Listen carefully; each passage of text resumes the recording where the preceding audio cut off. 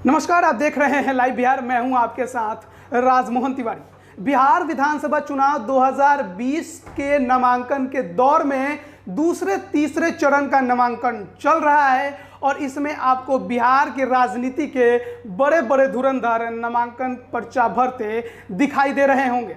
कल जहां 2 दिन पहले जहां हसनपुर में तेज प्रताप यादव ने नामांकन पर्चा दाखिल किया, वहीं कल की बात करें तो तेजस्वी यादव ने भी, विपक्ष के मुख्यमंत्री के उम्मीदवार हैं, उन्होंने राघोपुर सीट से नामांकन भरा है। लेकिन हम बात करेंगे उस सीट की जो बिहार विधानसभा चुनाव में हॉट सीटों में से एक है। वो सीट है किशनगंज की सीट। क्योंकि पिछले बार जब 2019 में यहाँ पर उपचुनाव हुआ था तो इस सीट से बिहार की राजनीति में AIMIM ने एंट्री मारी थी, क्योंकि यहाँ से उसके प्रत्याशी कमरुल होदा ने जीत दर्ज की थी।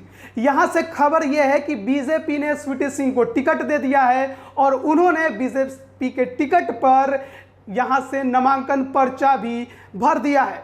किशनगंज सीट की बात करें तो यहाँ पर 2015 में जब महागठबंधन बना था तो जदयू, राजद और कांग्रेस का गठबंधन था, उसमें यह सीट गई थी कांग्रेस के खाते में। कांग्रेस से मोहम्मद जावेद ने यहाँ पर 2015 में चुनाव लड़ा था, जीतकर विधानसभा भी पहुंचे। लेकिन 2019 में जब लोकसभा का चुनाव हुआ तो कांग्रेस ने उन्हें लोकसभा का किशनगंज का प्रत्याशी बनाया और जीतकर मोहम्मद जावेद लोकसभा चले गए। उसके बाद यह सीट खाली हो गई। उसके बाद फिर 2019 के नवंबर में यहाँ पर उपचुनाव हुआ था, जिसमें AIMIM से कमरुल होदा को उम्मीदवार बनाया गया था। वहीं बीजेपी ने स्वीटी सिंह को उम्मीदवार बनाया था और कांग्रेस ने मोहम्मद जावेद की मां सईदा बानू को यहां से टिकट दिया था। लेकिन बड़ा उलटफेर हुआ, कांग्रेस यहां से चुनाव हार गई और AIMIM ने बिहार की राजनीति में किशनगंज के सीट से एंट्री मारी थी।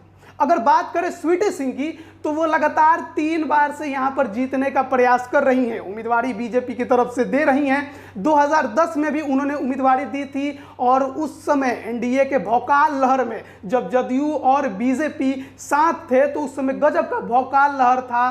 तकरीबन 215 या 16 सीटें बीजेपी और जदयू ने जीती थी और उस समय भी स्वीटी सिंह यहां पर चुनाव हार गई थी। वो हारी थी कितने वोटों से? तो मात्र 264 वोटों से। लेकिन जब 2015 में चुनाव हुआ तो वो लगभग 8000 वोटों से कांग्रेस के उम्मीदवार मोहम्मद जावेद से हारी। और 2019 में जब उपचुनाव हुआ तो उस समय वो कमरुल होदा जो AIMIM के प्रत्याशी थे उनसे लगभग 10,000 वोटों से चुनावी मैदान किशनगंज का हार गई। लेकिन एक बार फिर बीजेपी ने उन्हें ही यहाँ पर भरोसा जताते हुए उन पर टिकट दिया है, उम्मीदवारी भी उन्होंने दे दी है, पर्चा भी भर दिया है। वहीं अगर बात करें अन्य दलों की तो AIMIM से तो यहाँ पर फिक्स्ड है कि कमरुल होदा ही उम्मीदवार होंगे। लेकिन बात करें महागठबंधन की, महागठबंधन से कौन उम्मीदवार होगा, तो यह सीट जो है वह कांग्रेस के खाते में गई है किशनगंज की एक बार फिर। और यहाँ से जैसा कि खबर आ रही है कि मुनव्वर राणा की बेटी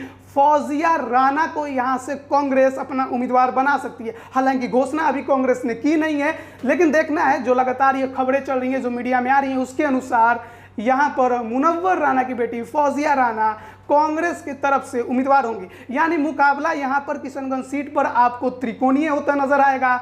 लेकिन एक बात यहाँ पर और ध्यान देने वाली होगी, क्योंकि यहाँ पर हमेशा दूसरे नंबर पर बीजेपी रही है। यानी कांग्रेस हो या AIMIM, लड़ाई उनकी बीजेपी से ही होगी। अब तय करना होगा AIMIM और कांग्रेस को कि इनमें से कौन पहले नंबर पर आता है और कौन तीसरे नंबर पर, क्योंकि दूसरे नंबर पर तो बीजेपी ही आपको टक्कर देती है, दिखाई देगी। मुस्लिम बहु सीट होने के वजह से निश्चित तौर पर मामला AIMIM के लिए भारी है। लेकिन देखते हैं कि चुनाव परिणाम क्या होता है, क्योंकि उपचुनाव की बात करें और बात करें अगर आम चुनाव की तो दोनों में फर्क हो जाता है। यहाँ पर बात आम चुनाव में सरकार बनाने की होती है, तो उपचुनाव में लोग प्रत्याशियों के आधार पर वोट करते हैं। तो क्या किशनगंज की जनता इस बार किसे जीत दिलाना चाहती है? क्या महागठबंधन से वो तेजस्वी यादव को मुख्यमंत्री बनते देखना चाहती है, या फिर कांग्रेस से अगर जो फौजिया राणा उम्मीदवार बनती हैं तो उन्हें जीत महागठबंधन से ही बात होगी, और या फिर AIMIM से वो कमरुल होदा को एक बार फिर भरोसा उन पर जताते हुए उन्हें जीत दिलाएगी, या फिर स्वीटी सिंह यहाँ पर पहली बार पलटवार करते हुए, बाजी पलटते हुए जीतते दिखाई देंगे। यह फिलहाल खबर 10 नवंबर को पता चलेगा। जब यहाँ परिणाम घोषित होंगे। फिलहाल के खबर में इतना ही। खबरों में बने रहने के लिए हमारे चैनल को सब्सक्राइब करें, साथ ही बेल आइकन की घंटी जरूर दबाएं। धन्यवाद।